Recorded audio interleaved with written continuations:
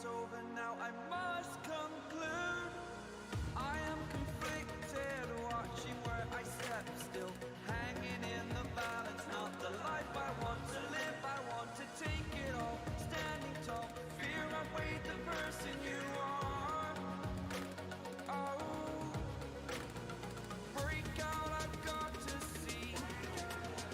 Spent all my life holding all of it closely. I played it in a sense, a feel of discontent.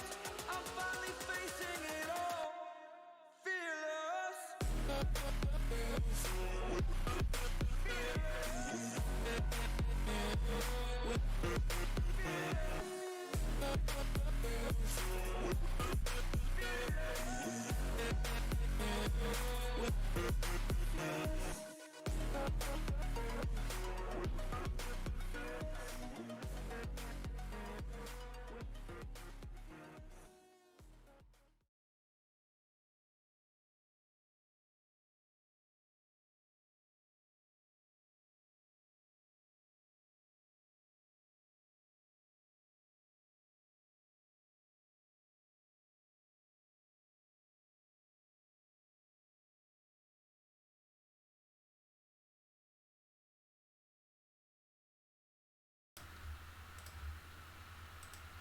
Buonasera ragazzi, buonasera, buonasera a tutti. Hi Isabella, hi. Hello. Buonasera a tutti ragazzi. Allora, una cosa prima, buonasera. Mi sentite intanto? Mi sentite? Sì che mi sentite. Mi sentite? Direi proprio di sì. Comunque, ciao ragazzi, ciao a tutti, ciao a tutti. Allora, questa sera Dave non c'è. Questa sera Dave non ci sarà perché ha avuto dei problemi. Quindi questa sera Dave balza. E saremo solo io e Isabella. Io farò le domande che mi avete mandato, quelle che dite, e cercherò di tradurre la maggior parte, insomma, ciò che riesco. No, Dave non è positivo. Dave doesn't have coronavirus because they are saying that, but it's not. Oh, Federico, vedi, Federico dice le puttanate. Federico is starting to say bullshit, you know. He's saying Dave is positive, but it's not. Dave è ok, semplicemente ha qualche problema, quindi ci sarà la prossima volta, che sarà martedì 9 marzo alle 21 con Francesco Polacchi, e ci sarà. Comunque buonasera a tutti ragazzi. So, Isabella, hi again, and Yes. thanks Hello. to have accepted our request. Well, thank you for having me. It's a pleasure, it's a pleasure. And I'll let you present yourself. I mean, they know who you are, but I will let you make a little presentation of yourself if you want. Okay, so my name is Izabella Nilsson Jarvandi. I live in Gothenburg in Sweden. I'm 17 years old, so I'm born in 2003. And I currently read news for a Swedish mainstream media, alternative media channel called Exakt 24. Mhm. Ragazzi, in pratica ha 17 anni e lavora come giornalista per un giornale importante alternativo, come dire il Primato Nazionale, quello che faccio io. In poche parole, abita in Svezia. Ok. Ok, and this all, or... Yeah, I mean, you can ask questions if you'd like to. You were saying that you took a break from school, right, this year? Because you are 17, so you should be in which grade? Oh, in Sweden, the high school is a little bit different. Okay. So high school is 3 years. So Mhm. I would originally be in year 2. Okay. And how does work the middle school if you do only 3 years of high school? Yeah, so the primary school, we refer to it as like, I don't know what it would be referred to, but like, we don't call the first 3 years middle school. We call them Okay. like Okay. first school. I don't know what the translation would be, but so it's grade 1 to 3, and then 4 to 5 is referred to as middle school, and then we call 7 till 9 high school, and then we have something which we call gymnasium, which is another 3 years, and then you can continue your studies at university or just keep working or whatever you want to do. It's totally different anyway. In pratica, ragazzi, ha detto che di scuola superiore ha solo 3 anni e funziona proprio tutto diversamente, come tipo io che sono stato all'estero, insomma, hanno tutto insieme e funziona a gradi, poi hanno il ginnasio come in Italia e così. Ok, nice. People anyway are congratulating with you for your job, I mean, because they know you for, the anti-Greta Thunberg activist from Sweden. And è svedese, ragazzi, è svedese, viene dalla Svezia. From Gothenburg. Gothenburg, where do you live? You said that? Yeah, I live in Gothenburg. Ok, se c'è qualche professionista qua che sa le cose. Anyway, going ahead, I mean, I have a lot of questions for you. They made a lot of questions and they sent them to me in Telegram and Instagram, and I selected the best ones. It's like 10, and then we can talk about whatever you want. But there are some questions which are important, I believe. And it's like I was telling to you before, it's about COVID, it's about Greta, it's about other stuffs from the actual situation of the world and in Europe in particular. So, first of all, one question they sent me like 100 times, and it's about the COVID situation in Sweden. If you can tell us what's the situation right now. Ragazzi, gli ho detto semplicemente che avete mandato tante domande e che comunque come prima cosa vorrei sapere da lei com'è la situazione del Covid in Svezia, semplicemente. Questa che me l'avete scritta in tanti. Yeah, so from what I understand, the situation in Sweden is very different from the situation in Italy, which I am thankful for. In 2020, we were incredibly healthy. We have had so many years, especially during the 90s and the beginning of the 2000s, where so many, like twice as many people have died every single year around that time. Mm-hmm. So we were incredibly healthy in 2020, and the funny thing, I guess it's good because we're free, is that we barely had any restrictions. Nice. We barely had any laws telling us to do things differently. Mm-hmm. Now, from I think December or January or something, they decided that certain companies like stores and restaurants could only have a certain amount of people in them, but we can go out as we want to, and things are mostly the same, and there's not a huge number of people dying either.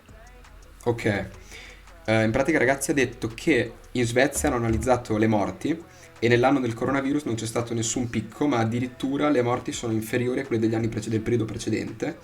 Ha detto che loro non hanno mai avuto particolari lockdown e che semplicemente la situazione procede normalmente. And if I can ask you, how is the situation about the masks, the mask you use in the face? Like, for us it's mandatory, you cannot choose. We can choose whether we want to wear them or not. They do hand them out at most like train companies and stuff. I know I'm currently in Stockholm working in the studio, so they do hand them out on the train, but it's not mandatory. They do recommend, especially younger people who travel to school and are like out with their friends and everything, to wear them. Yeah. But to be honest, it's like 50-50. Some people do, some people don't. And as I said, it's not mandatory. Ok. In poche parole, ragazzi, non è obbligatorio. Semplicemente, comunque credo abbiate capito, non è obbligatorio. So, it's not mandatory. Well, in Italy it's mandatory since like September or October or something like that. Since the new system of restriction has begun. Yeah, what are you saying? Yeah, I can tell you that the only place where it is mandatory is at doctor's offices, so at the dentist and places like that. But on like the streets and in stores and at company, everywhere else basically. It's not mandatory. In pratica, ragazzi, allora Dave non c'è perché ha avuto dei problemi. Ciao Gian, ciao a tutti ragazzi, grazie mille per essere qua. Dave per stasera non ci sarà, poi insomma vedrà lui cosa dirvi in caso. Ha detto che la mascherina non è obbligatoria, è obbligatoria solo dal dottore. E ha detto che un 50 e 50% di persone sceglie se metterla o meno, cioè non ce l'ha e l'altro 50 sì. Well, in Italy, as I told you, it's mandatory everywhere, even if, like I tell you, I live in the middle of nowhere, like in the countryside, and it's mandatory. I mean, if I walk beside my house, like for a little walking or something like that, I have to wear it. Even if I am alone, even if I'm by myself, I have to wear it everywhere. Well, something different is that I don't wear it while I am alone, because I think it's like logical, you know. But I would have to. And like everywhere you go, you have to wear it. Even if there is no one at all in that place, you have to wear it. And if they stop you, if the police stop you, I mean, it's about their discretion, you know. If they wanna make you how do I say that? No, not a fee, like to pay you for the restriction you didn't follow, they can. It's like 400 euros and 400 euros and going on. I mean, if they catch you like another time, they can give you like 600 euros or something like that. I mean, it's every time it goes up, you know. And what do you think about horrible.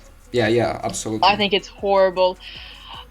I don't know, I can't even imagine. I suppose we're all heading towards, in many European countries, we're heading towards a more, I suppose, harsher society where the state is getting more and more power, but I couldn't imagine that.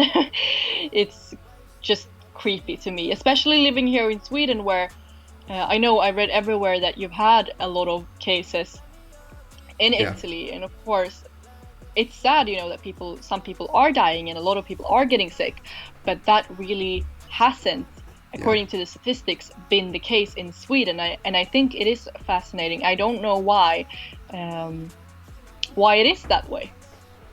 Yeah, I don't know either.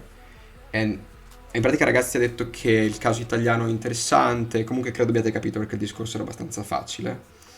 E Lavius, non farò quella domanda, te lo dico già, perché non sa chi è la Raggi, quindi ok.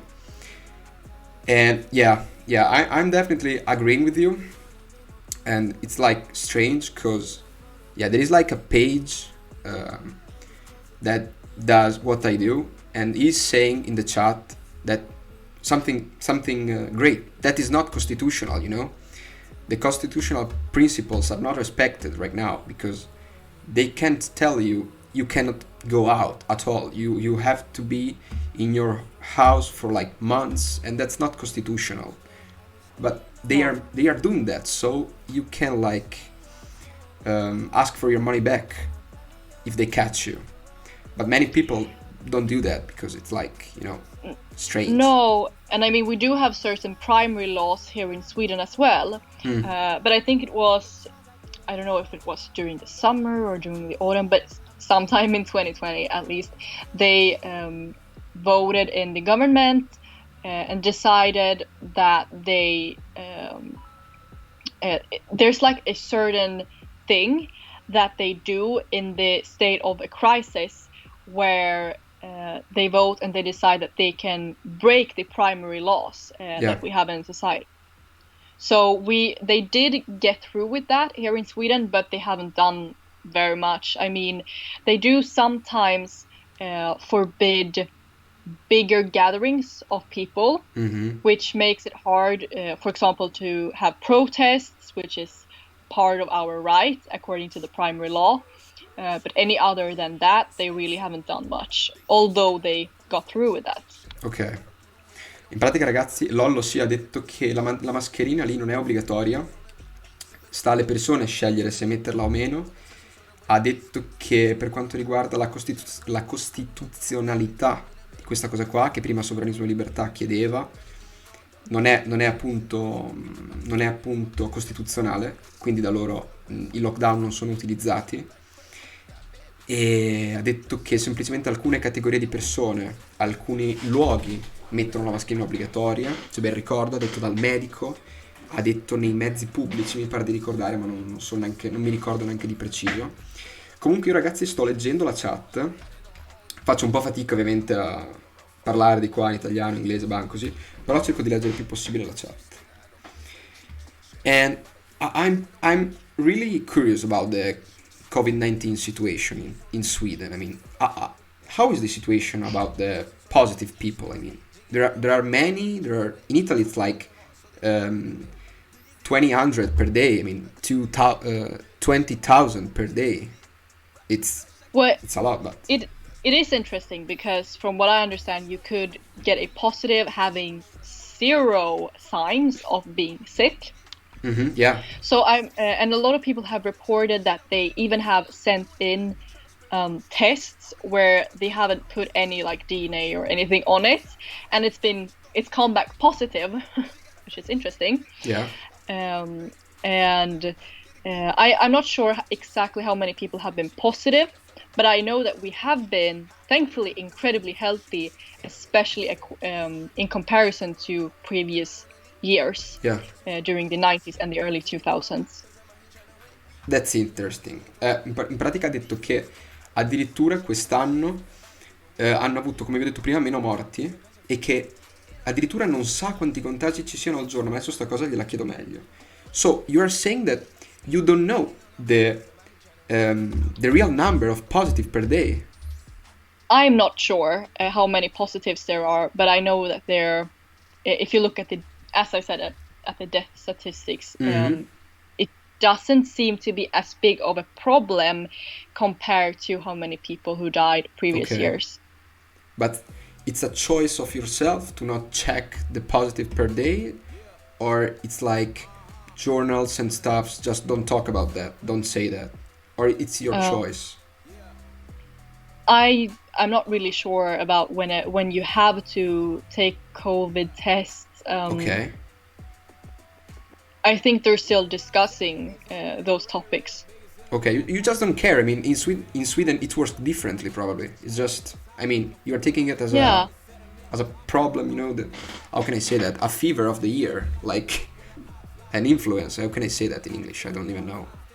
I mean, the media isn't representing it that way, and since they did get through with this crisis state of power, I mean, I suppose they do take it seriously in that way, but really now even the mainstream media has reported that we haven't had many deaths.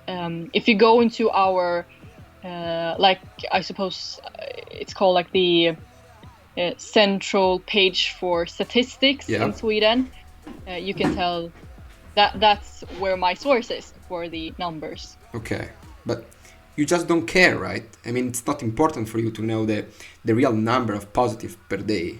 You just don't care, because in Italy it's like, I mean, it's 5 o'clock p.m. and I have to know that because every journal, every media, everything will say that at 5 p.m. o'clock, because they publish the number, the exact number. I mean, region per region, zone after zone, and they say the number of the symptomatic, the non-symptomatic, the tests, the 2 types of tests, and everything. They say everything. It's like boom, boom, boom every day. It's like that, you know, since 1 year, every day. It's eating so bad.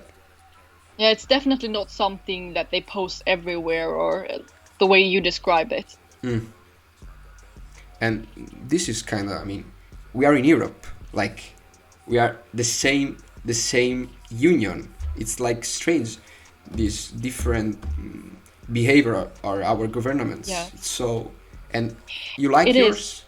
Do you like yours? I mean, your system? I don't, when it comes to COVID, I suppose it's better than other countries, because I don't think that you should deprive people of their freedom, especially not when we have the statistics that we have in Sweden showing black and white that there's not that many people who have died over here. But then overall, no, I definitely don't like our government. I don't like our mainstream media. I don't like a lot of the things that we teach our children in school. And I mean, all of our authorities are mostly just a joke. Nothing works in Sweden when it comes to the welfare and everything. And I know that everyone keeps saying, oh, you get free food in school. Oh, you get free healthcare. You get free this and free that. Nothing is free in Sweden. The economy is going south, not just for the country in general, but for the people. Okay. And the welfare system does not work. And the private healthcare isn't really something anyone except pretty rich people can afford either. Oh. In poche parole, ragazzi, ha detto che l'atteggiamento del governo sul Covid le piace. Questo me l'ha ripetuto anche prima quando abbiamo parlato privatamente, ed è abbastanza ovvia sta cosa, cioè a noi non piace sicuramente. Poi ha detto che a parte quello, ha detto che in Svezia, ve la dico proprio veloce come piace a me, in Svezia fa tutto cagare. Cioè, semplicemente, sapete lo stereotipo che è tutto gratuito nei paesi nordici e queste cose qua? Lei dice che non è vero, non è realmente così. E altresì, come d'altronde anche in Italia e credo un po' in tutti i paesi, la sanità privata, lei dice, costa tantissimo ed è appannaggio del ceto più ricco della popolazione, la sanità privata. Quindi, insomma, probabilmente funziona un po' come qua. And I was saying that it's like a stereotype that the northern countries gives everything for free. I mean, and you're like regretting that in front of us, and we are like shocked, Yes. I mean, everyone I know, even people on the left, are disappointed at the way our authorities handle things. Okay. I mean, healthcare, for example, it's almost impossible to get. You have to sit at the drop-in hospital for like acute things for hours and hours and hours and hours. Every single one. When I say every single one of my family members has had near-death experiences due to the horrible healthcare that we've had.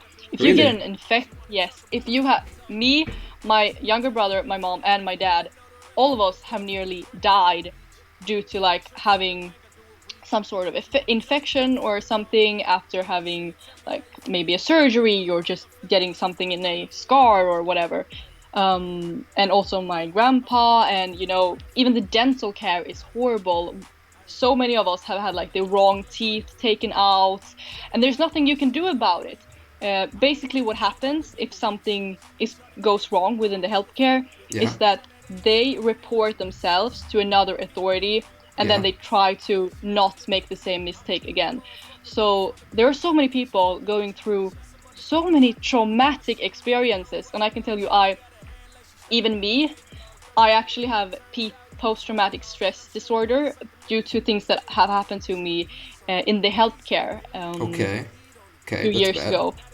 So it's horrible. The entire system is just built up to hurt us, and that is the truth. I mean, everything with even with like everything with kindergartens and everything from that on is actually proven. For example, and I know obviously kindergartens isn't a specific thing that we only have in Sweden, but everything with like kindergartens, abortions, the way we look at the I suppose the modern family and everything are things that how can I say plant small seeds in us that makes that has a bad effect on our mental health. There are several studies on that, and then having all of those other things, living in a society where the healthcare hurts you, not helps you, the dental care is horrible, the school, there's so much violence in the school, we have kids getting raped in the toilets. I mean, I have been threatened at both schools that I've gone to, I don't know a single good school. Really?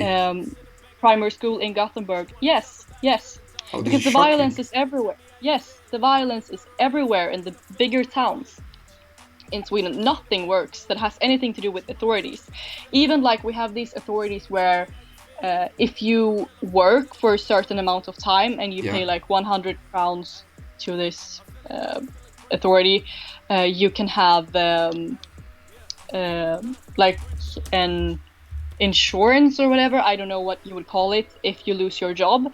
Even those authorities, there are, you know, single mothers and everything that has to wait for months and months, some people even a year before they can have money. So Really? people have nothing.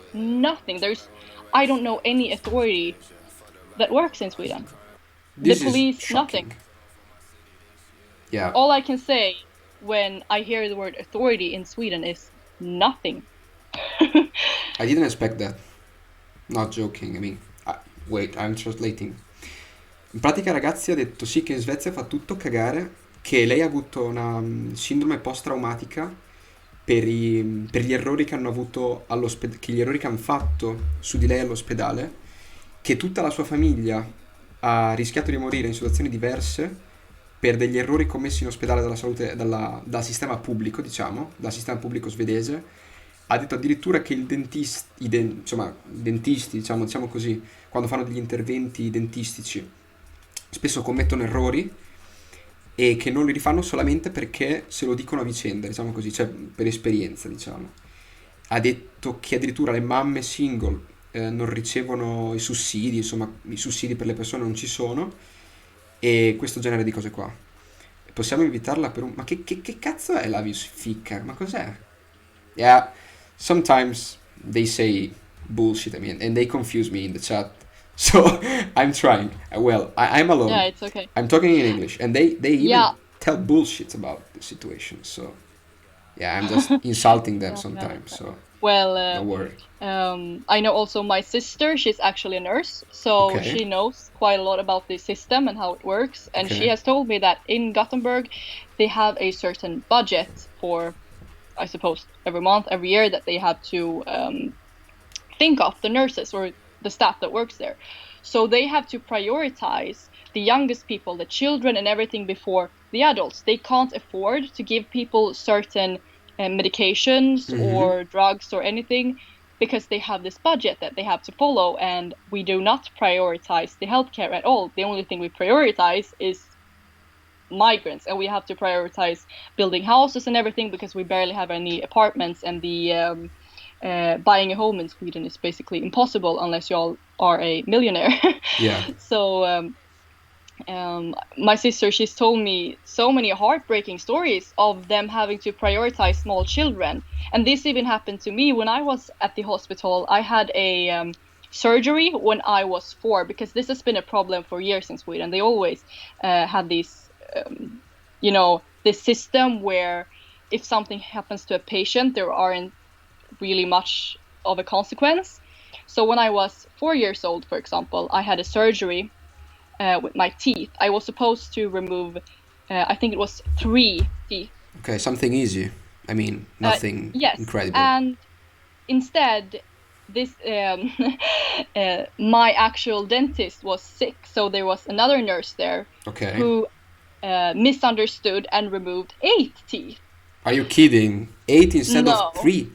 Yes, and similar things have happened to, like, my sister. They thought it was a children's tooth, but it was actually an adult tooth, so she never got it back. And like, these things happen all the time. Anyway, if I'm gonna tell you my story, so then I have had problems with my teeth all my life since then. Incredible. Because they've been growing wrong and everything, because it's not natural to remove like 2 here and 3 there, Yeah, absolutely.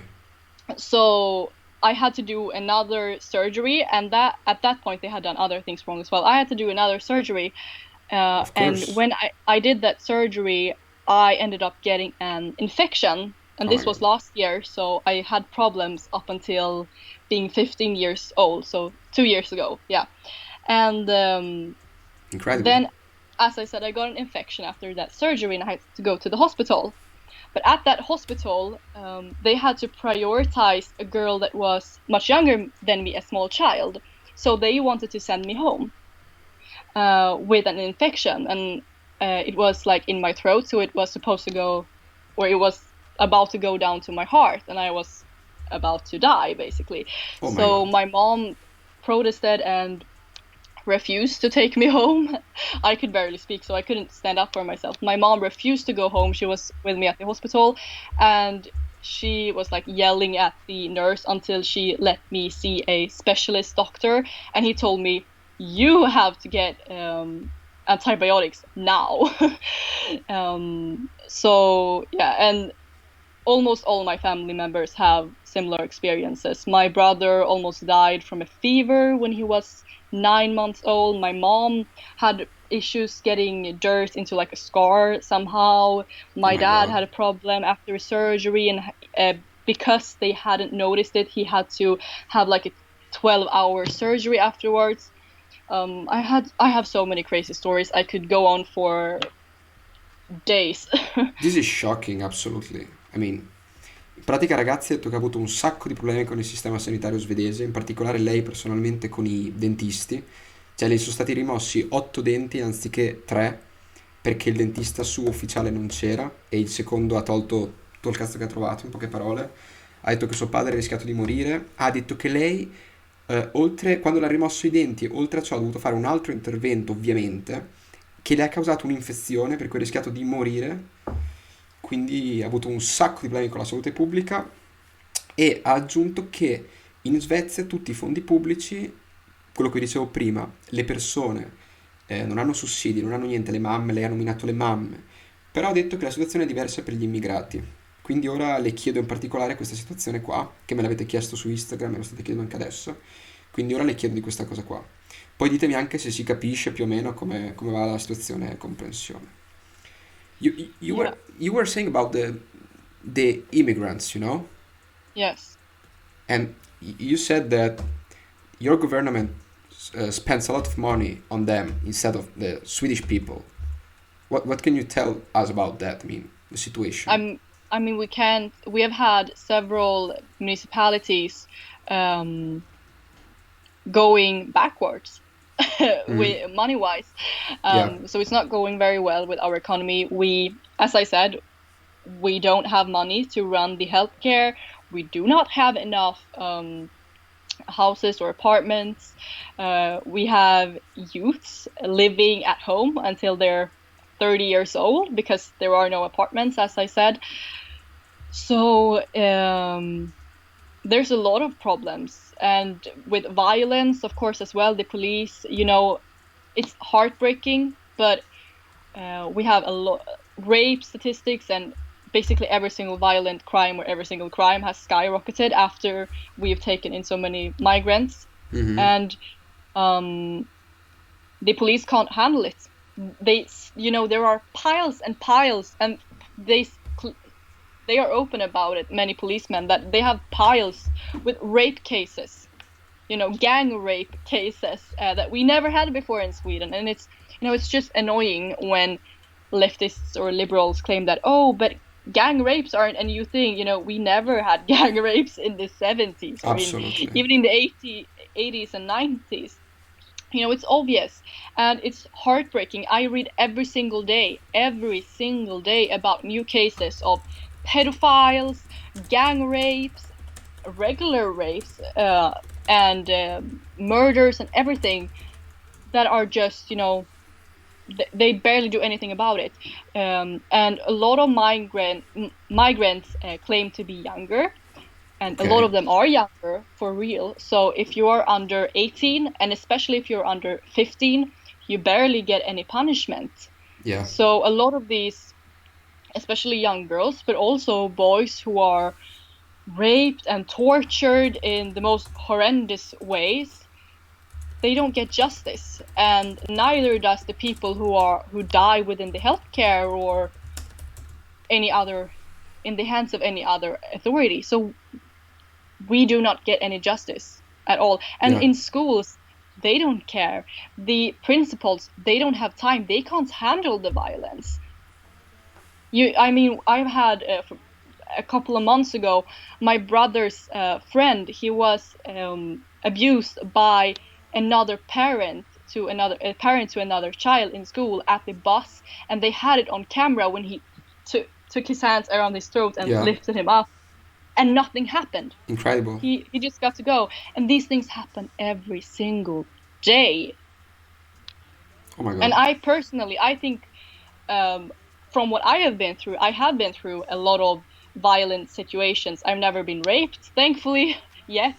Thanks and I've God. never been abused in that way. But I've had a lot of threats, and I have been through these things within the healthcare, and never once have I even had the chance to get justice. And I think that is worse than the thing itself. Okay. To be degraded by the authorities and the society, and you just feel like you're not important. It's not. We are basically taught in Sweden since we are children that it's not important. You just got to be, you just got to be thankful for what you get. You get free lunch at school. So don't complain about migrant children abusing you or raping you. Yeah, you are absolutely breaking the stereotype about Northern Italy, Northern Europe. Because we are used to know that your place is like the paradise in the earth, So you are breaking it, and now I'm translating for those who are not understanding. Tati, in pratica, ha detto che in Svezia funziona il fattore immigrazione, che secondo lei ruba soldi a tutto quello che riguarda le mamme incinte. Lei ha nominato più volte, ha nominato queste cose qua, ruba soldi a quella cosa lì, che il suo governo pensa solo a quello, e ha aggiunto diverse cose per quanto riguarda la violenza che compiono gli immigrati sulle persone, e in particolare lei, essendo molto giovane, 17 anni, ha parlato di quelle che sono le violenze dei giovani, degli stessi giovani immigrati sui giovani. Quindi credo qua si riferisse alle seconde generazioni. Per quanto riguarda le prime, lei ha detto che arrivano mentendo sull'età, moltissimi, perché se sono minorenni giustamente il cazzo, però vabbè, non incorrono in grandi problemi legali. In questo modo invece arrivano tranquillamente. Questo è stato, il suo discorso. Si lamenta delle violenze che compiono gli immigrati sulle persone, e a scuola, lei ha detto a scuola ha subito violenze, ovviamente lei ha detto non gravi fortunatamente a scuola, però le ha subite. So, you Yeah, go ahead. Yeah, I could just say, like, a lot of people probably think that I'm making this up, and I've had my experiences, and that I think that it's not like that everywhere. But if you look at these statistics, all of these statistics back up what I am saying, even the ones from the government themselves, but the media doesn't write about it. They ask themselves, why are people taking their lives? Why are there so many rape cases? Why are mental health issues within youth skyrocketing? I mean, this isn't propaganda. This isn't an exaggeration. This is how we live every single day. Me, my siblings, my friends, my boyfriend, his friends. This is how we're growing up. And I mean, I don't even want to get started with elderly people and the retired people. I mean, they're also treated horribly. And then there are these people living in safe areas where things are starting to change as well, on the countrysides and on the nicer streets here in Stockholm, for example. Things are taking turns here, and I think people are starting to realize what is going on. And if you talk to people on the street, a lot of them are actually aware of the violence, but the media isn't representing what people think. Okay. They're like the elite, you know.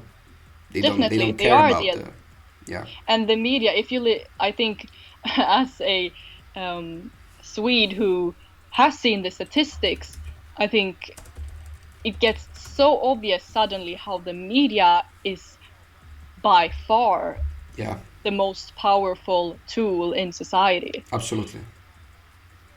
Poche parole, ragazzi, ha detto che il giornalismo è quello che rovina tutto, perché rende un'idea sbagliata alle persone di quella che è la realtà, un po' quello che succede in Italia. e ha detto che questo è un problema perché il giornalismo è lo strumento per eccellenza, diciamo, per far sapere, per muovere le masse, ecco, questo dice lei. So it's like the same problem we have in Italy. I mean, we are describing the situation we have in Italy. The point is that we are used to say that in Sweden it should be working differently, while you say that it's worked the same way. Yeah. And it's kind of shocking. It's heartbreaking to know that. I mean, I have anxiety every single day that I with my high school and even, I mean, I feel like I went to a high school that was online, not just now because of COVID, but it's an online high school when I went there. And even during my primary school, I feel like it's one thing for me to be threatened and everything. Yeah. But I swear I'm so honest when I say this. I have anxiety every single time I think of the fact that my younger brother, who is 12, has to go to that school, which is just like every other school in Gothenburg, so violent. He's just been randomly attacked so many times by older children, for example, and it's just heartbreaking. And to think of the fact that my sister, who is 2.5 now, will one day have to go to school in a society that is most likely much worse in a couple of years. I don't know. I can never imagine having to put a child in a Swedish school nowadays. Yeah, it's absolutely the same situation we have in Italy. I mean, in poche parole, ragazzi, ha detto che lei è preoccupata per i suoi fratelli piccoli perché si trovano in questa società, insomma, che lei stessa ha paura di andare in giro e così. Yeah, it's the same situation we have here. Just to let you know, I mean, when I was 15, I guess, or 16, maybe, I was a little bit younger than you now, and I had been, well, how can I say that? I've been threatened, maybe, by a group of Northern African boys. I mean, baby gangs. That's like the problem we have here in the stations, in the worst place of the cities. The worst part of the city. We have this baby gang who domains little boys and girls and stuff like that. And I had this kind of problems. I mean, I went to the police, but they can't do anything. I mean, if they do something, they are gonna be like, how can I say that? They're gonna be blamed for that, They're gonna pay for that, because they have the power to do whatever they want, while we can do really nothing. And from what you're saying, in Sweden, you have the same situation of us. But what shocked me is that we are used to say that it's different there.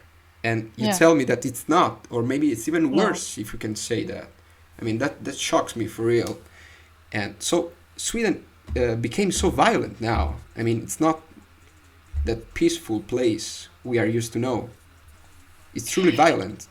Definitely not. And I can actually remember, I know, of course, we've had problems with a lot, with like prioritizing our authorities weirdly, with healthcare and everything, ever since before I was born, in the 90s and stuff as well. But I can remember when I was a child, when I was much younger, maybe about 4 or 5 years old, we only had these problems in the actual suburbs. Yeah. And even then, the crimes that happened were organized. The gangs that were around then, they wouldn't rape someone. They didn't want the police to go there. If you raped or abused someone just for the sake of it, like people do now, just to, bully kids in these extreme ways, you would get beat up for that. You might even get killed because they didn't want the police to be there in that area. And I remember, I think it was in 2010, when my brother was a baby. I remember being out in town, and the beggars started to come. And we thought it was so weird, to see these people walking around, from Romania and Bulgaria and all of that. So it wasn't that long ago that Sweden wasn't as multicultural, you know. Yeah, absolutely. And they are asking about, sorry for my pronunciation, Stefan Löfven, Yeah, the prime Stefan minister. Löfven, yeah. What is he doing for the immigrant situation? Well, they have said at times that they wanted to lower it, Okay. but they never did. They took in even more at times. So, yeah. So he's not doing anything. I mean, No, he's a liar. He is a blatant liar. Ok. E in poche parole, ragazzi, ha detto che Löfven, quel signor lì, il primo ministro, è un bugiardo che la sta solo aiutando, cioè come si dice, sta aumentando, ecco. Anziché migliorare il problema, lo sta peggiorando.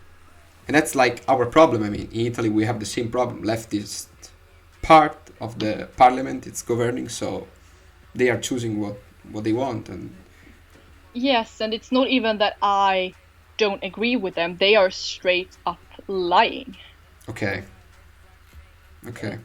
For example, saying that we should stop the migration and then taking in hundreds of thousands of people. I mean, that's a lie, right? Mm-hmm. And that's only one of many things. And even like I thought I need to mention it, we've had more and more cases of pedophilia actually coming forward, not just from migrants, but actually from sick Swedes, even from politicians. And it's horrible, you know, reading about how these children are abused in such disgusting ways. And you wonder how, you know, parents of babies, I know one girl was, I think, 1 or 2 years old when they first realized that she had been raped. I mean, how do you not realize that your baby, when you're changing diapers and everything, has been hurt in such a way? And their sentences aren't very high, you know. Mm-hmm. Absolutely. Some of them get out after just a couple of years, and some of these people are also politicians and stuff. Now we have a party called the Central Party. They want to abolish the law. We have a law in Sweden where you can't be sexually active with someone over 15 if you are under 15. Their party want to abolish that, and we do have a movement where people claim that being attracted to minors is basically the same thing as being homosexual, apparently. And within this party, yes, and within this party, weirdly enough, we've had several pedophiles doing these things to children. Oh my god. And you're talking about the center part, you know, the center party. Yes. They're not a center party. They are full-on leftist liberals, if you ask me. You have to understand that in Sweden, even our right-wing parties are not right-wing compared to, for example, in the US. Ok. What do you mean by that? I mean, in poche parole, ragazzi, ha detto che in Svezia l'estrema sinistra vede l'omofobia spesso vede l'omosessualità spesso come pedofilia, cioè le accomuna le cose come se fosse un orientamento sessuale.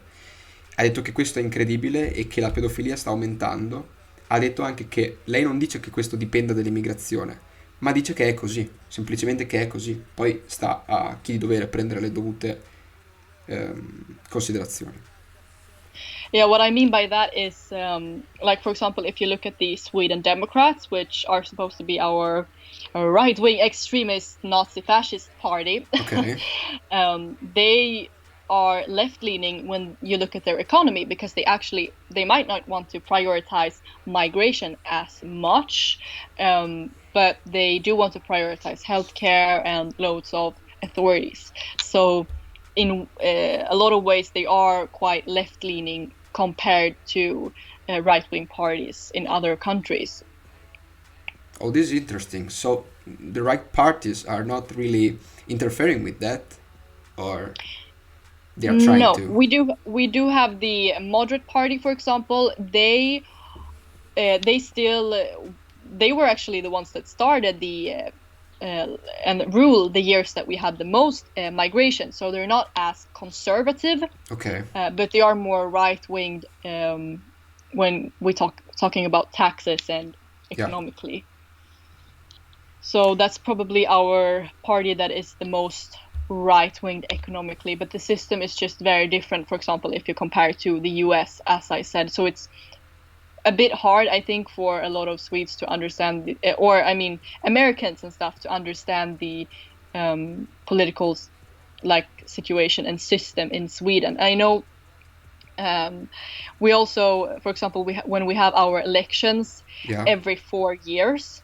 Oh, 4 years. Okay. Yes, and it works quite differently, even compared to our neighbor countries in Norway and in Denmark, because in Sweden, you go into a room and you pick your paper, which says what party you want to vote for, in front of everybody else. Really? Yes, in front of everybody else. So you're not covered. No, you're not covered. So you go in there, and the only thing that you can cover is basically, let's say you're voting for the Social Democrats, and there's a list of politicians on that. So they can't see which politician you are voting for to get in or to stay in the government, but you can't tell or see, obviously, which ballot you are picking. Yeah. Whilst in Norway, for example, I believe it is like this in Norway and in Denmark, you have one ballot and you pick whatever party behind. So they can who's near you can understand who you're gonna. Yes, nearly. So a lot of people, they take one of each ballot. Yeah. And then they do it. They put it in the envelope behind the screen. Mm-hmm. But obviously, when you do that, people will start to think, "Oh, what do you have to hide?" We have quite a big culture around that in Sweden. That you don't have anything to hide, don't you? For example, we have on the internet, you can find anyone's address and whether they have been in a court hearing or issue, or Are you kidding? With the law? Yeah, anything. Yeah, you just type a name and you can find everything, if they've been into any criminal cases, or where they live, how old they are, and their birthday and everything. So we're not a very private country, and if you don't want to be I suppose open, people will always wonder what you have to hide, That's incredible. Are you a criminal, or are you a racist voting for the Sweden Democrats or Alternative for Sweden? So that's quite big part of our culture. Incredible.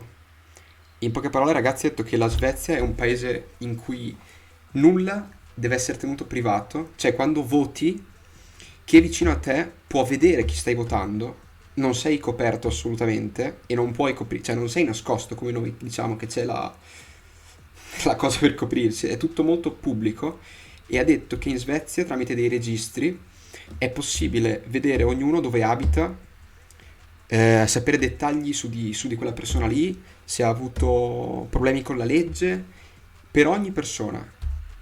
One thing I didn't understand, can you hide that? If I don't want the people to know what I did in my life, if I had law problems and stuff like that, can I, or it's impossible?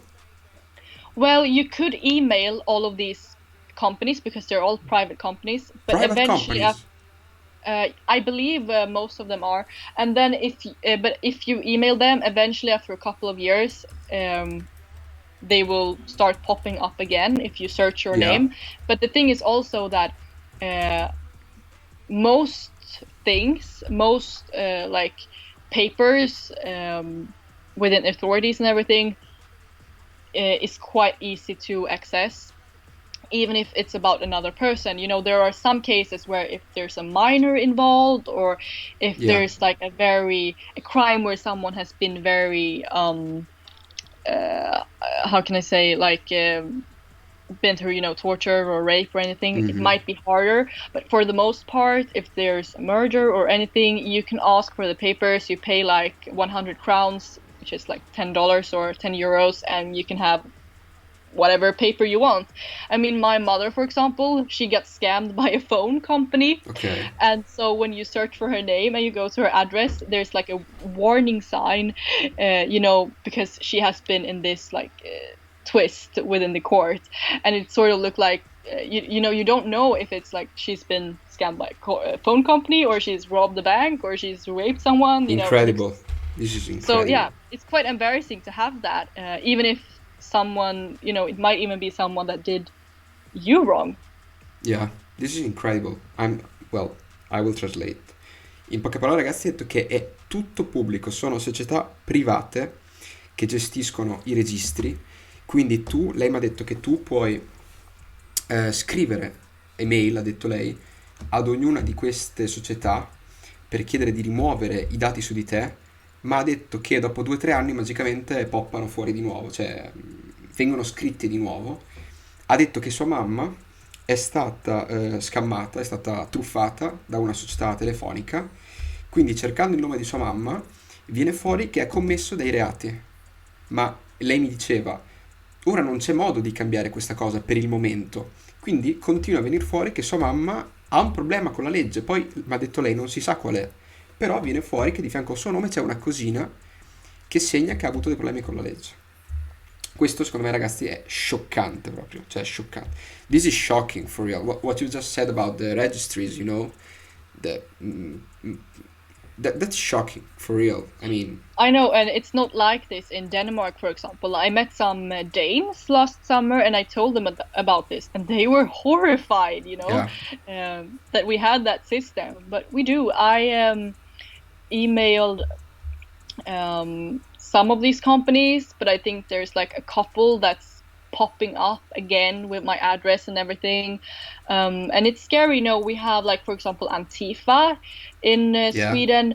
It's, for them to put someone's information, their address and everything is so easy, and it's not illegal. It's not illegal to write someone's personal number, which you can basically do anything with. Even if you're you are known in Sweden, okay?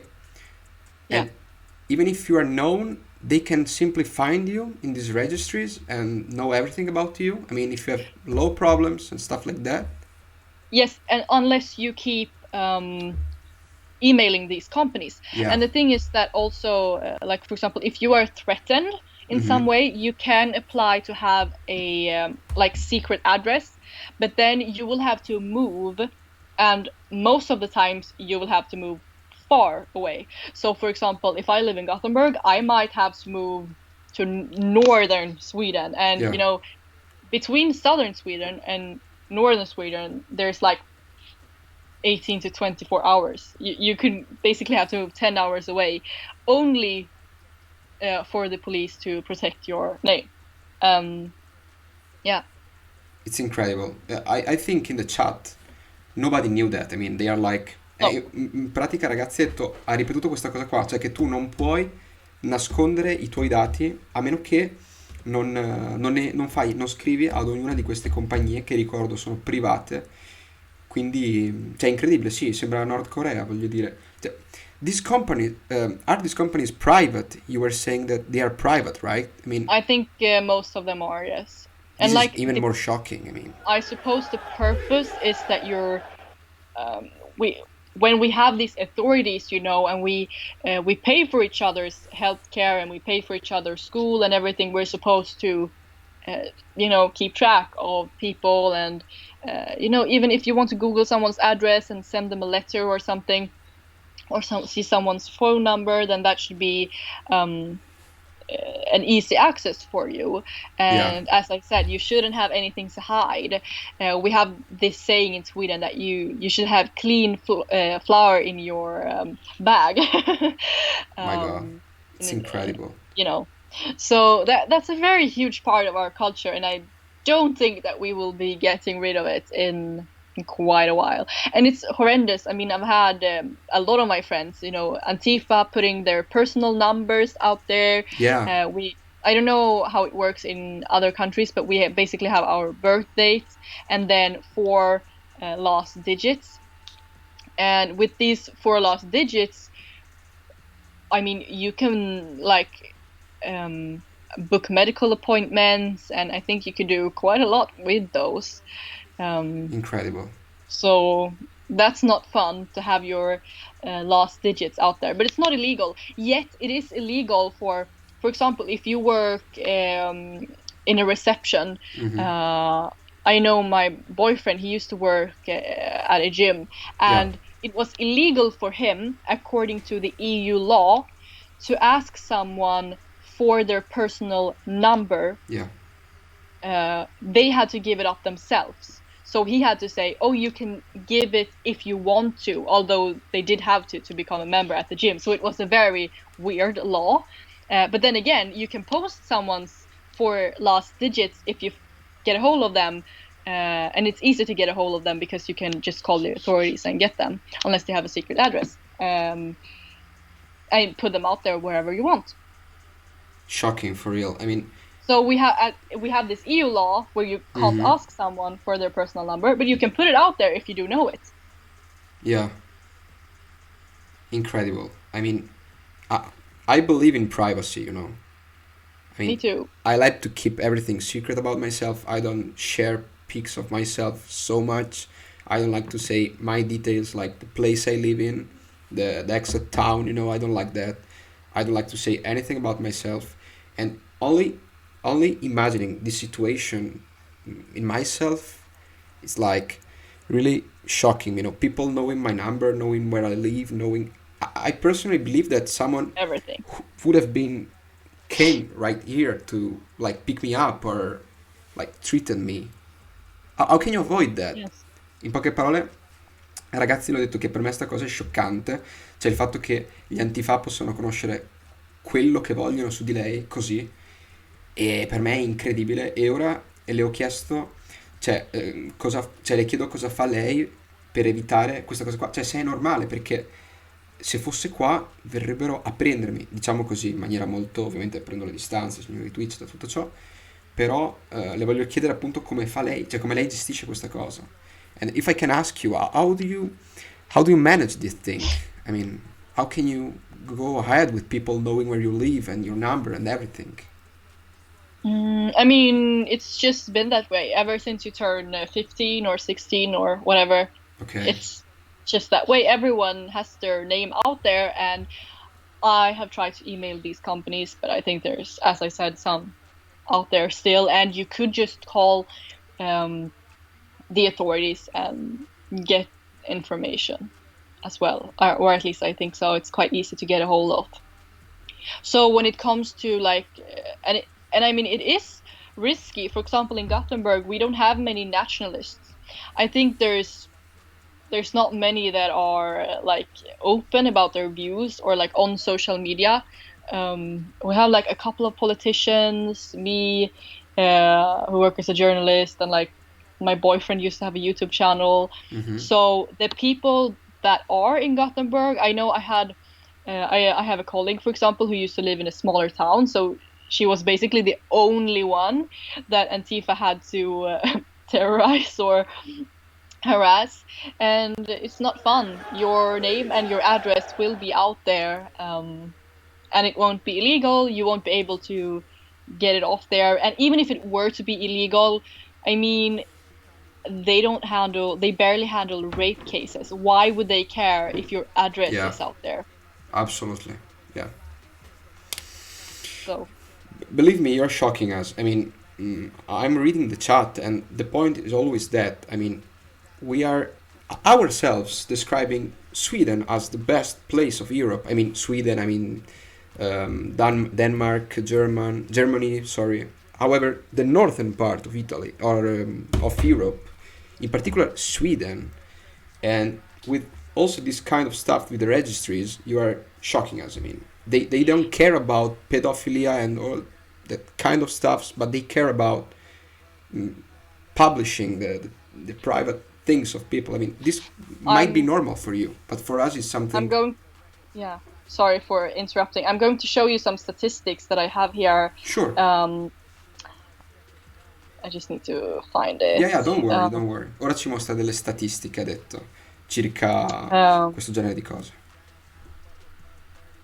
Don't worry, take your time. I mean, Sweden is like the 6th most dangerous country for women in the world.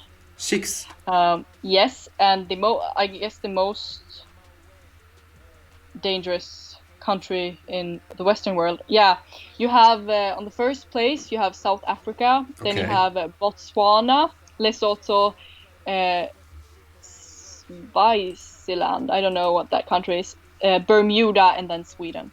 Incredible. And that is in the world. Incredible. So we are probably one of the worst countries to be in Europe.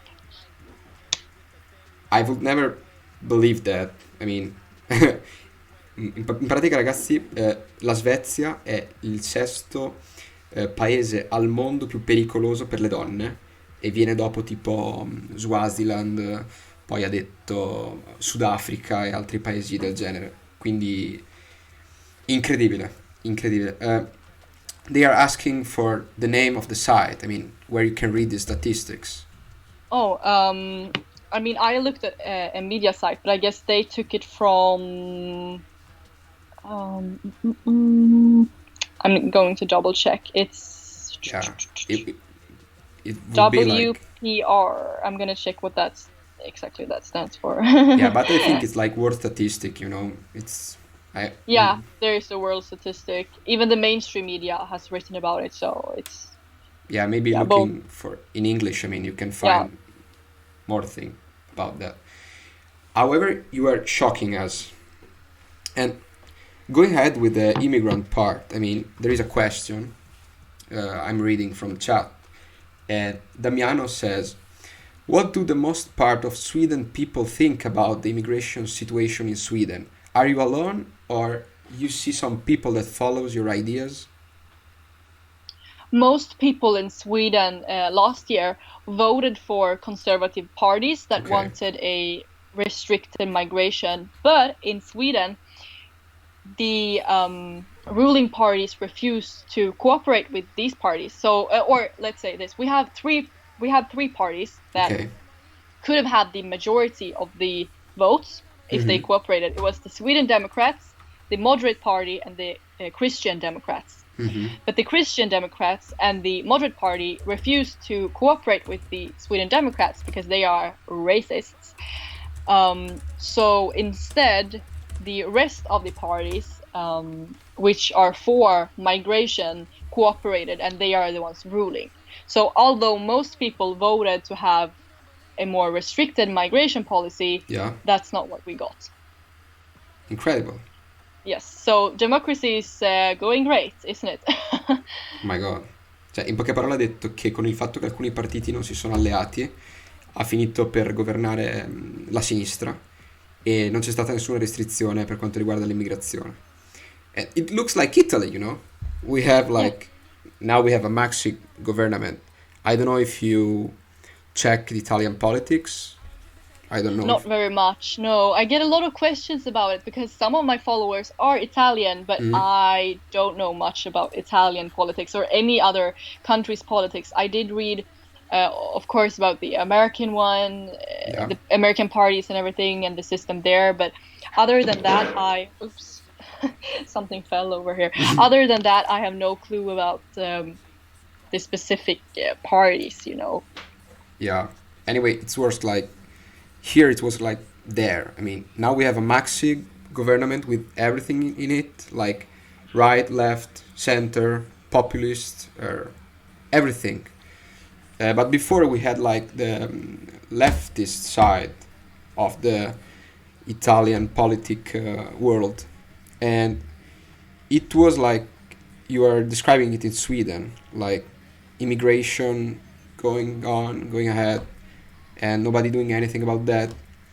And previously we had a center-left government with Matteo Salvini. I don't know if you know that. Yeah, I heard about him. Okay, like in 2019. and he did something about that, but it was only 1 year government. So soon after that, we still had the left wing governing. So I mean, yeah, I didn't expect Sweden to be like that. I mean, No. I expected something a bit better, you know. Yeah. Yeah, and I don't really know what to say. I mean, it's truly sickening and sad, and I feel like there are barely any countries left in Europe. I mean, there are some Eastern European ones that are protecting their people and are very, restrictive with migration and other things as well. I truly do not know what the future holds for the Swedish people. It's not looking very bright, because even though we vote for a restricted migration, Okay. or things are just very weird. And actually, last election, the page that counted the votes suddenly shut down, and the Sweden Democrats drastically, which are the party in the government that has the most restrictive migration policy, they drastically lost percentages. And the environmental party, which they are called, they were about to get out of the government, because we have a 4% limit in Sweden to get into the government, and they were about to get out of the government, but the page shut down. Sweden Democrats lost percentages, and all of a sudden the environmental party were in the game again. So there's been a lot of suspicious things, just like during the US elections happening in Sweden last time. Okay. Incredible. Well, you named the environmental party, okay? So you are known like as I told you before, you are known like the anti-Greta Thunberg, girl from Sweden.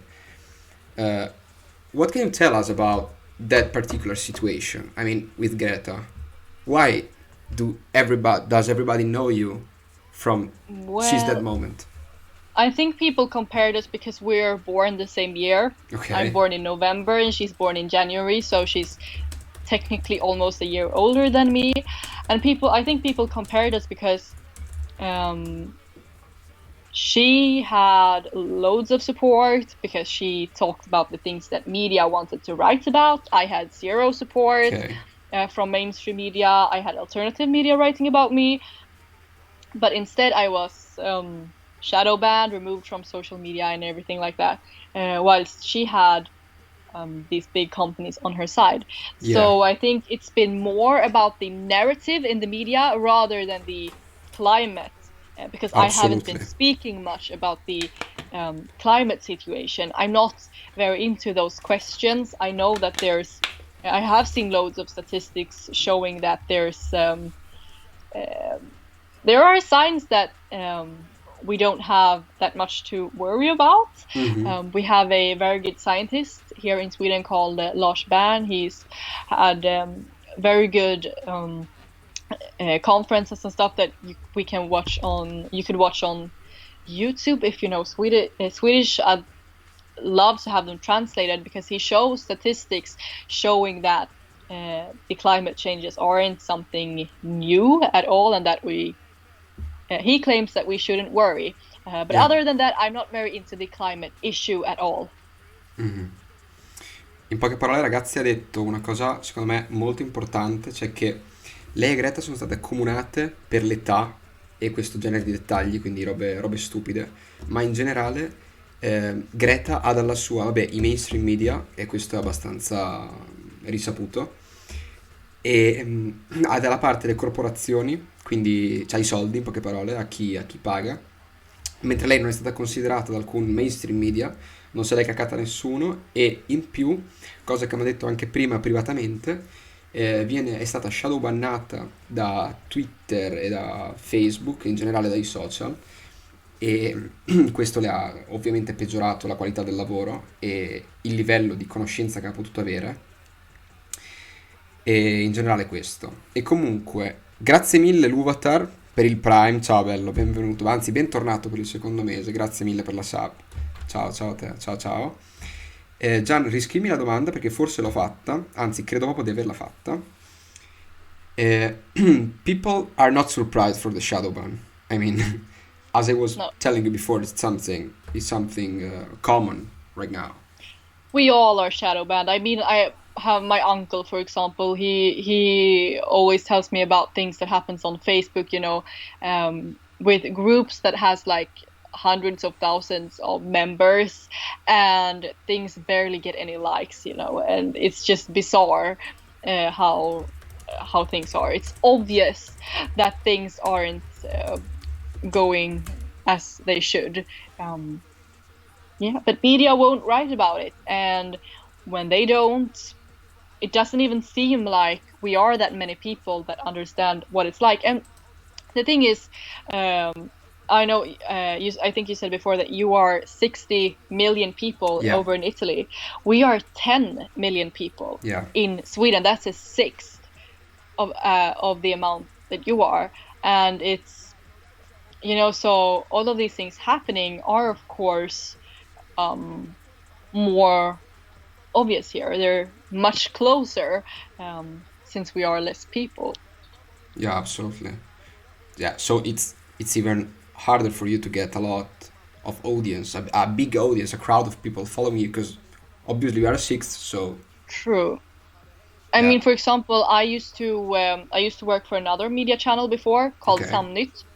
I think they are the biggest one that are online in Sweden. We have some paper ones that are bigger, newspapers, but when I was a news anchor for them, we got about 10,000 views maybe.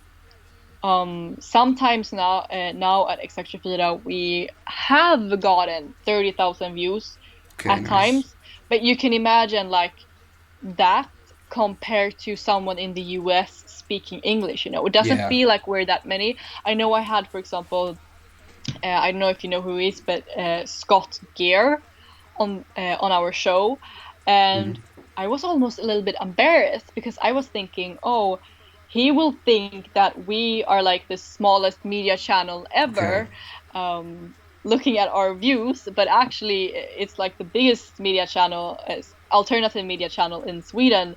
It's just that we are much less people here than the Americans or Canadians. Yeah, it's definitely different. In poche parole, ragazzi, ha detto che per lei ovviamente è più difficile raggiungere una grande audience con il giornale per cui lavora, per cui ho lavorato precedentemente, per cui ragazzi non mi ricordo il nome, quindi il nome non saprei pronunciarlo. Ha detto che ovviamente per gli inglesi è diverso, perché ovviamente tutto il mondo parla inglese, quindi è più facile. In più loro sono 10 milioni, noi siamo 60 milioni, e negli USA sono mi ricordo però qualcosa tipo 600 milioni, una cosa, o 400, non mi ricordo quale dei due l'Europa e quale gli USA. E basta, questo in generale è quello che ha detto per quanto riguarda la situazione. So Greta has been potentially improved by the media, the mainstream media. Well, you are not. Well, you could be potentially improved. I mean, your audience. Yeah, I mean, I'm shadow banned on every social media platform I've ever had. And the media loves her. She's serving their narrative. So of course she has a big platform. And I don't want to sound like that, but her parents are also famous. So she has had obviously had it easier to get out to a bigger audience. And most Swedes, even though they do criticize migration, they don't even want to get involved with politics and stuff. We're very, our people are very afraid of conflict, and that's a huge problem. It's a part of our culture that I hate. It brings problems, not just politically, but in relationships as well, of course, when you don't want to bring up problems. And so a lot of people are just, following along, even though they don't agree with the media and the narrative and the politicians and power keepers and celebrities. Mm-hmm. In pratica, ragazzi, ha detto che gli svedesi come cultura non amano il conflitto, non amano fare conflitto in pubblico, grandi dibattiti, quindi è proprio diverso il funzionamento lì da loro.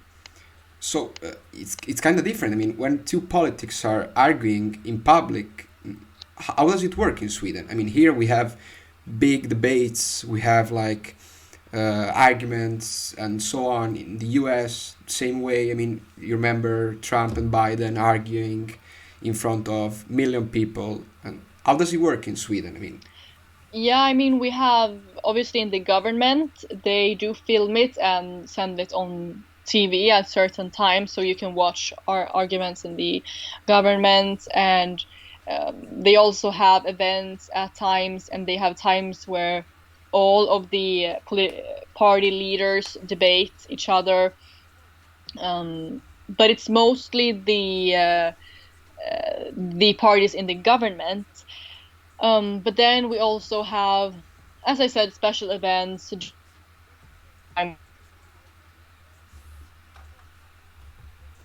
Isabella?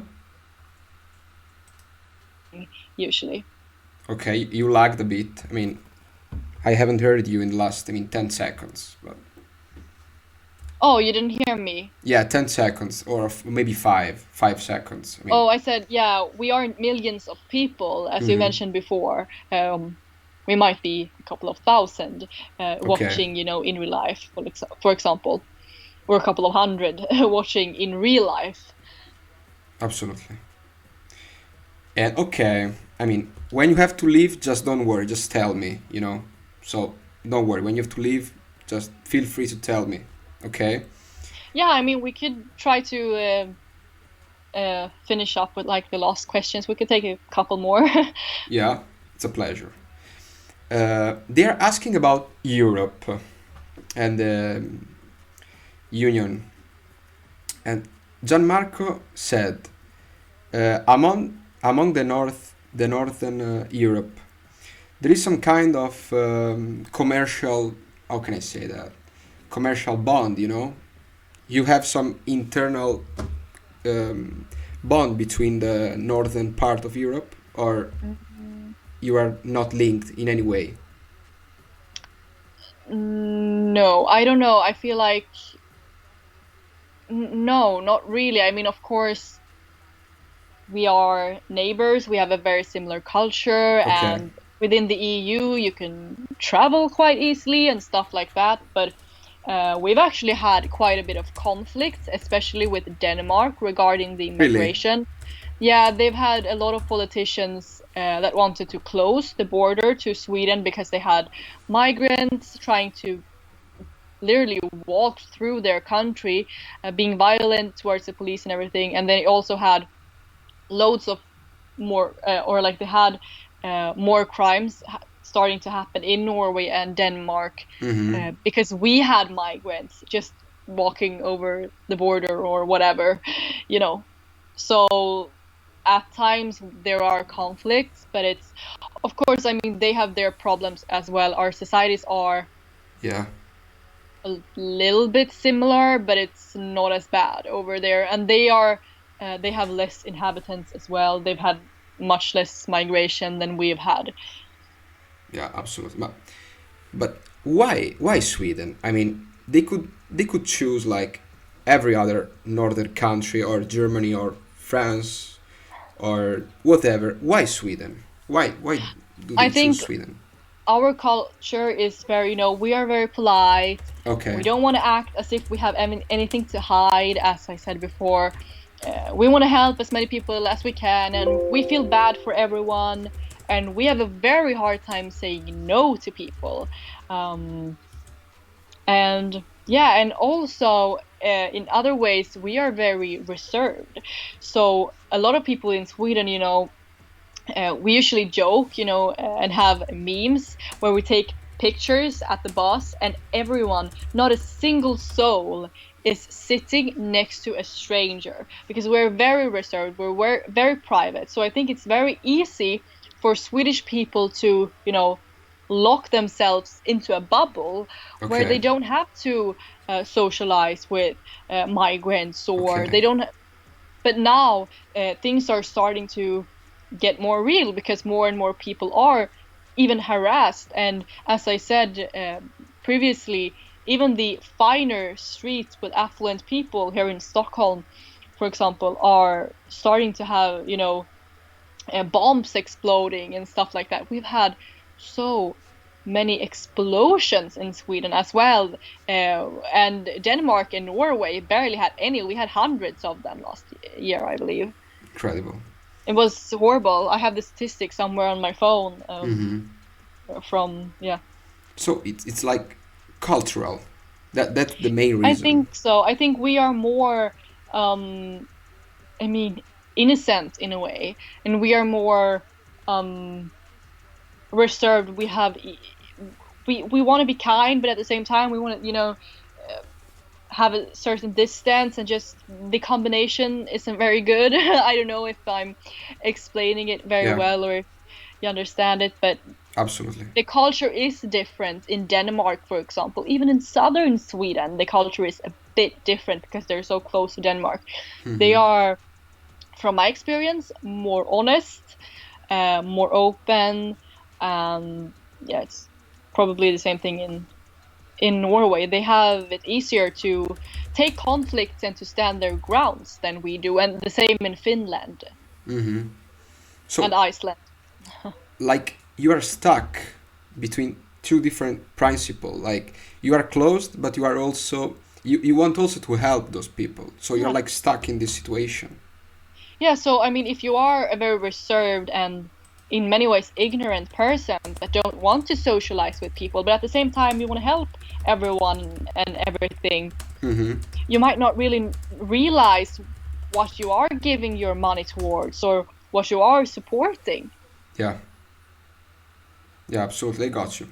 In poche parole hai detto che sì, come quello che ho scritto in chat, cioè da una parte sono bloccati in questa contraddizione, cioè da una parte sono un popolo chiuso che quindi diffida da questo tipo, dagli stranieri, dalle persone che arrivano, mentre dall'altra tendenzialmente sono accoglienti, tendenzialmente multiculturali, quindi vogliono aiutare. Ok, incredible. And this is kind of ruining Sweden. Destroying the stereotype, also the stereotype itself. Yeah, definitely. Okay. And I think that summarizes very well. I probably have to go quite soon, but yeah. Don't worry at all. You have been really nice accepting my request, my invite, and I'm sorry that there is not my partner. I told you before. No, it's okay.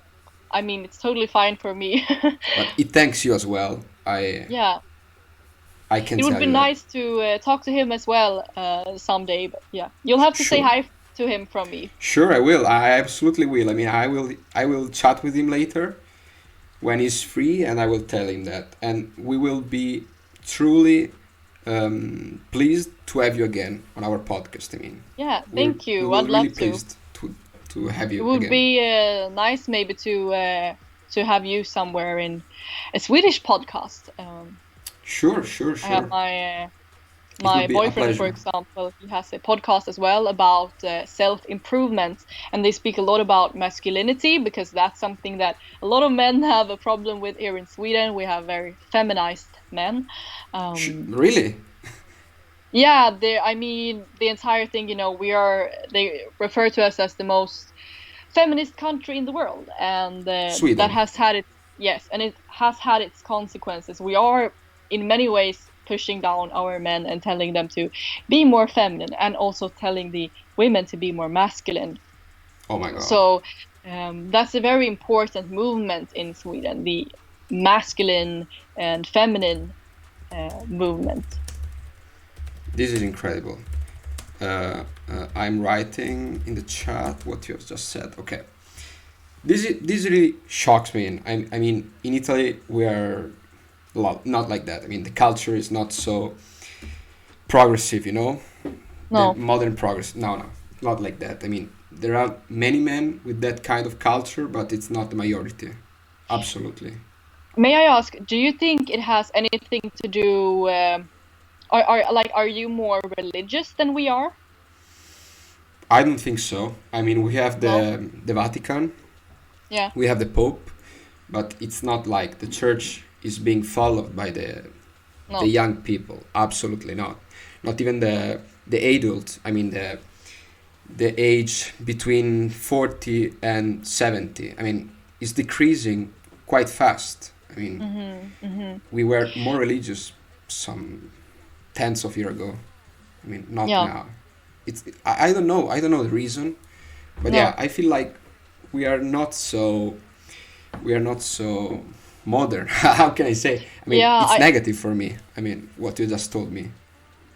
Yeah, I mean, I'd love to live in a more conservative society, but I think it also has to do with the fact that we haven't been in a war for over 200 years. Okay. We did not take part in the like World War II or World War One. We, in Yeah. many ways, we inspired Germany during the time before World War II, but we never took part in the war ourselves. So I think a lot of men lack a lot of discipline, you know, from not having been in the military for generations, and I think you're taught a lot of discipline and masculinity, and you see things very differently if you've had a more harsh history, and if you know what war and colonization and all of those things mean, and you know what it's like to be in conflicts with people from other countries, and you probably realize in a way that not everyone from Yeah. everywhere in the world will wish you well. Some people, I mean, the people from these countries, they aren't just fighting us, they have been fighting each other, and they still are in wars and stuff. They look at things so differently than we are. We come from different worlds. Yeah. Just to explain, I mean, maybe it's some kind of traditions. I mean, my dad has always taught me to protect my girl, you know, my mom, my Yeah. family, my grandmother, my grandparents in general, and that's something I have in my blood, I believe, you know. Like, he taught me that, and I will always have this mentality in myself, and I think I will teach this to my son, and I would like this to be like some kind of mandatory for my sons, my how can I say that? I mean, Descendants. yeah, the following generation. I mean, I would like this to go ahead, not to stop. I Definitely. mean, protect your mom, protect your girlfriend, protect your Definitely. your relatives, everyone. That's Yeah, and I think that when you have masculine men in your life, or when you have feminine women in your life, you are also allowed to, you know, be the opposite. You know, if you have, I mean, I think in all relationships, you can even tell with like homosexual people that one is usually more feminine and the other one is usually more masculine. I think that if we make our women more masculine, our men will, you know, automatically become more feminine, and vice versa. So I grew up with I'm actually mixed, so that's why I might not look very Swedish. So my dad, he's Persian, but even on my mother's side, the men are, you know, very masculine and what the feminists would call macho and toxic. Yeah, exactly that. And my brother is as well, and I'm very proud and glad that he is. But I think it's and that probably has made me more comfortable to be feminine, knowing that I have men that can protect me and that I don't have to try to manifest this masculine thing, you know, where I have to protect myself and my mom and everyone, and can't trust the men around me. Yeah. They see this as toxic. I mean, how can this be toxic? It's just cute. I mean, if you want to protect the other people, why should it be something toxic? It doesn't make sense. It's more toxic if you, as a man, can't protect your female, or if you, as a female, you know, try to take that away from your man. I mean, you're only hurting yourself. Yeah. Absolutely. I'm totally agree with you. And it could be interesting to talk about that more. Definitely, later. we could maybe have a conversation sometime about the gender roles more. Sure, it would be great. Sure. I'm currently writing a book called Virtues of Tradition. Really? Yes. So I don't know when I will be done yet, but I'm talking a lot about this in that text. Interesting, super interesting. Yeah. We will be talking about that later, for sure, if you are pleased of that. I mean, Definitely. nice. Well, I'm thanking you a lot for this. I enjoyed this time for real, and I hope you did the same. Me too. Thank you for having me.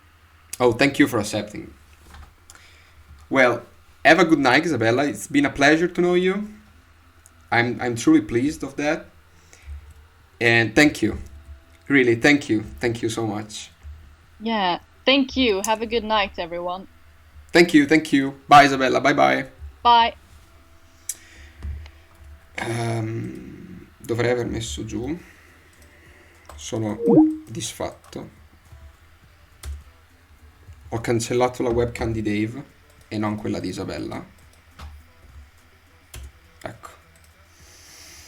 Raga, c'ho la testa che esplode. Allora, vi dico una cosa prima che mi scordo. Prossima settimana, ascoltatemi bene. Zeber, ascolta questa. Prossima settimana, Francesco Polacchi e Daniele Capezzone. Attenzione. Francesco Polacchi, che come molti di voi sapranno, è un imprenditore, insomma, persona che conosco personalmente per il fatto del Primato. È l'editore del Primato di Altaforte e il proprietario di Pivert. Quindi o Pivert, insomma, quello che è. Questo martedì, mentre giovedì avremo Capezzone. E devo dire, ragazzi, che Capezzone, credo lo conosciate più o meno tutti, e veramente è stato super umile. Cioè, io non me l'aspettavo mai. Ci eravamo già scritti per il suo libro, scusatemi, quando avevo comprato il suo libro, l'avevo taggato nella storia, mi aveva risposto augurandomi buona lettura, che è una cosa che vi assicuro non fanno tutti. E poi gli ho scritto su Facebook e mi ha risposto subito dicendo che era contento di farlo, spera solo di non dover rimandare o di non avere problemi. Mi ha detto perché in caso lo invitano nelle trasmissioni, ha detto, cioè raga, parliamoci chiaro, quello è il suo lavoro. Cioè, sì Angelo, Capezzone. Gianmarco, sì, ho fatto la tua domanda, ho risposto alla tua domanda. Ha detto che non c'è nessun tipo di accordo. E comunque sì. Allora, ti viene in mente, chiedi Isabella, si può mandare i siti Certo. Adesso mi ha scritto e dopo glielo chiedo. Comunque sì, martedì abbiamo Polacchi, Francesco, come ho scritto qua sotto. Vabbè, più o meno lo conoscete tutti. Cioè, dell'aborto rock mi sono scordato. Mi sono scordato il rock dell'aborto. Comunque, come ha detto lei, avremo modo di riparlarne, ce l'avremo ancora. Se in inglese non vi è dispiaciuto, potremo riparlarne. A me, sinceramente, sta esplodendo tutto. Cioè, perché comunque provavo a leggere la chat, però mi perdevo lei così. E quindi ho fatto un po' di... Però, insomma, cercavo di stare dietro a tutto. Però lei mi è piaciuta tanto. Reinvitatela. Per me è davvero un piacere, perché lei mi è piaciuta molto, cioè io la capivo easy. È facile quello che diceva. Grazie Dami, ho provato a tradurre Giacomo, posso essere acidella con Polacchi, ho un sassolino. Sì, Tati. Vai tranquilla. Io ho chiesto a Francesco la modalità che voleva di intervista, diciamo, mi ha detto che non ha nessun problema, che possiamo fare le domande che vogliamo. Solite mie provocazioni ci saranno e niente, insomma, spero che questa diretta qua sia stata bella, interessante, anche in inglese. Comunque è un po' impegnativa anche per voi, immagino, però comunque lei è davvero forte, mi è piaciuta molto anche il suo modo di parlare così. E poi settimana prossima credo che sarà importante. Comunque Francesco è una persona che secondo me nel panorama merita, perché è un imprenditore, quindi anche vedere come funziona, insomma, l'investimento a destra. E Capezzone giovedì, vabbè, Capezzone lo conoscete più o meno tutti, quindi credo che interessi. Parleremo del suo libro di Capezzone e poi gli faremo le domande che vorrete voi, insomma, che chiederò prima le domande, perché comunque per avere un minimo di scaletta, visto che comunque è una persona molto conosciuta, preferisco avere le cose un po' così. Cosa stai scrivendo? Occhio che ti licenzia, Polacchi, dice il focolare. Oddio. No, chi è che ha detto del lecchino che non ho visto? Qualcuno ha detto non fare, Graziano, io non faccio il lecchino con nessuno, letteralmente. Se a uno ha piacere a venire, viene, se no sono riuscito stranamente. Grande Martino, grazie mille, dai, mi fa piacere. E comunque, sì, prima non sono riuscito, comunque grazie a tutti i ragazzi che si sono iscritti e all'Uvatar per il Prime, esatto, se sono riuscito a ringraziarti, grazie mille l'Uvatar. E dai, mi fa piacere comunque che siate riusciti a seguire anche se è in inglese. Graziano, io intanto leggevo qualcosa. Isabella va per i 18 quest'anno, quindi io starei molto attento. Graziano. E niente, comunque io spero che vi sia piaciuta. Dave niente, ha avuto un problema stasera, quindi non è riuscito a partecipare. Si scusa, però insomma comunque era pianificata. Ragazzi, queste serate sono pianificate da tantissimo, da diverse settimane, quindi non potevamo non farla. Però insomma dai, credo che anche da solo poi insomma mi direte voi se è stata interessante, com'è stata, insomma. Mi dispiace che alcune cose non si riuscissero a capire, che io non le traducessi, però facevo fatica a ricordarmi tutte le cose. Quello sì. E poi sul momento le capivo, però poi non mi ricordavo di tradurle. Oggi abbiamo imparato più che mai che il patriarcato è una cosa buona. Cioè, alla fine mi ha stupito Isabella con le cose che ha detto. Già come voglio la traduzione completa in chat.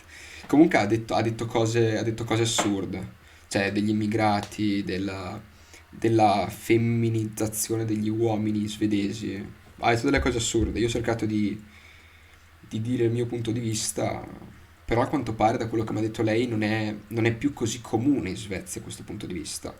Mi ha stupito tantissimo la cosa dei registri, cioè che in pratica loro hanno delle società private che gestiscono questi registri delle persone, e questo mi ha scioccato. Comunque sì, stasera raga è stata bella tosta, cioè nel senso, parlare in inglese, leggere la chat in italiano, nella mia testa pensare a quello che diceva lei, leggere, è stata tosta. Comunque vi ho stupito un po' con l'inglese, eh. Ditelo cazzo, soprattutto quelli che su Telegram mi dicevano che... il Vatte, buonasera. Soprattutto quelli che su Telegram dicevano non sai fare a parlare inglese. Isabella Tremet Gianmarco Cheat Graziano, ecco, vedi. Ma io ogni tanto dicevo shock, ragazzi, apposta, perché mi sentivo un po' El Renzo. Grazie mille Alessandro, grazie mille. Comunque sì, ogni tanto leggevo qualche cheat di Graziano, ogni tanto. E vabbè, comunque lei è stata gentilissima. Hai sentito che hanno bandito generazioni identitarie in Francia? Ho letto qualcosa, ma non ho approfondito perché è stato periodo d'esami all'università, quindi cioè, tra il podcast e tutto, la mia testa è abbastanza riassunto da diretta. Shocking. Ma Rock, scusami, ma avete sentito le robe che diceva? Cioè, sugli immigrati, cioè io ero così, tipo, ma come? Cioè, shock, brutto. Jack, ultima ora, Crosetto bannato da Twitter. Ma non era stato hackerato, tipo, Crosetto, oggi, una cosa del genere? Bannato? Mi dispiace, cioè, nel senso, politico. Ma sta qui Ma sta qui si fa i peli delle braccia. Niente, abbiamo parlato un'ora di Svezia, tutto, e il Samu mi chiede dei peli delle braccia. Niente, raga, così. Comunque, questa diretta dovrebbe essere vista da tutti. Grazie, Dami. Grazie mille. No, Graziano, no. Prendo le distanze, signori Twitch. L'alcol non è cosa mia. E niente, ragazzi, io andrei a letto. Andrei a letto perché comunque alle 6:50 la giornata parte. Quindi andrei a riposare un po'. Comunque, insomma, spero che la serata vi sia piaciuta. Spero davvero. E che si sia capito tutto. Perché comunque ci abbiamo pensato molto prima di invitare Isabella, soprattutto per il fatto che la live era internazionale, diciamo così, sembra un parolone. Però ci abbiamo pensato molto, quindi sono contento che vi sia piaciuto, insomma. Spero che si sia capito tutto e che sia stata bella lineare. Mi fa piacere, mi fa molto piacere. Perfetto, allora magari si farà con altre persone da altri paesi, magari. Si potrebbe anche pensare. Dave aveva qualche idea. Comunque, grazie mille a tutti ragazzi per la partecipazione. Grazie mille davvero a tutti. Ci vediamo martedì con Francesco Polacchi, con il Franz, del Primato Nazionale di Piverte di Altaforte, il proprietario di tutto, in poche parole. E giovedì prossimo saremo con Capezzone. Quindi ci aspetta una settimana bella piena. Spero vi piaccia anche quella, insomma. Buonanotte a tutti ragazzi, grazie mille per la partecipazione, grazie mille per le domande e di tutto. Ciao ragazzi, buonanotte a tutti, ci vediamo martedì. Ciao ragazzi, ciao a tutti.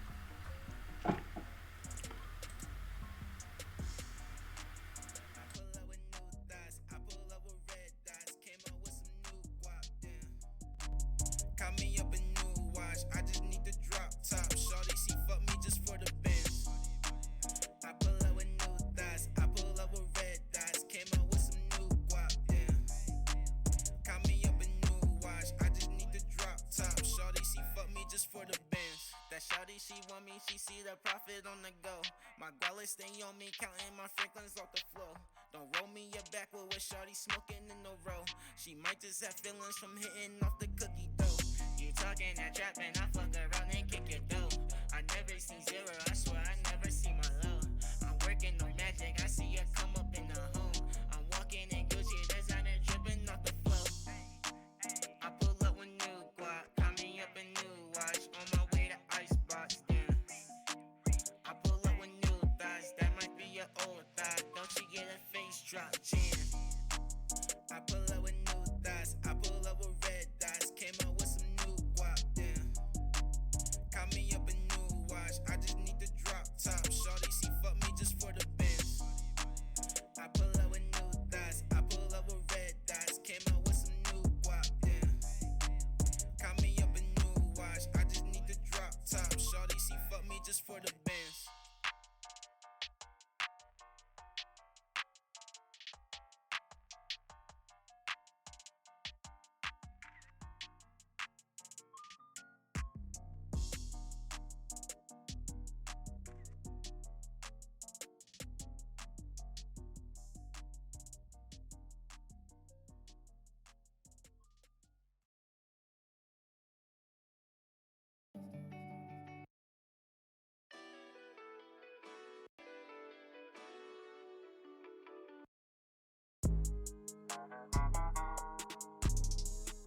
I don't do much talking about what I don't know about, you know what I mean? And whatever it is I do know about, I don't really talk too much about it. Yeah. Now that I got your attention, I'm giving it back. Where nigga just enter the chat. I could be petty, do something to kill all the cat, but really I'm bigger than that. I ain't never been around so much fugazi. Just see through your friend like my Nike reacts. Pray to God that he don't bless me with unwanted clout and I don't get the money to match. 100 for the habit, this shit that pack. I'm trying to get high, get your vibe out the contact. With the try to shit deep in the rap. Don't do much recruiting to keep it a rack. I ain't talking foul when I say it, but hack and watch me turn a $1 bill to a stack. And my dog got a lick on the flight with the swig in it. Watch him get to it all over the map. Me and my lady out to eat, you know where we at? Type of places gotta know how to act. Looking at the shrimp be tofe, what's that? They had to tell me relax. I find it ironic, shit petite and fat. Shawty a catch, I'm on to that. These other little hoes wanna get in the middle, I'm tickled, but that ain't no rich, I'm a scratch.